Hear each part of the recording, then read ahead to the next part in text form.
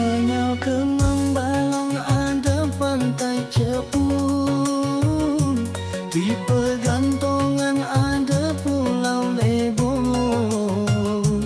Minta maaf kami ada sedikit nak berpantun, karena ini ada kita orang Melayu Belitung. Ke Tanjung Pandan beli ketupat, singgah suat di meli kopi.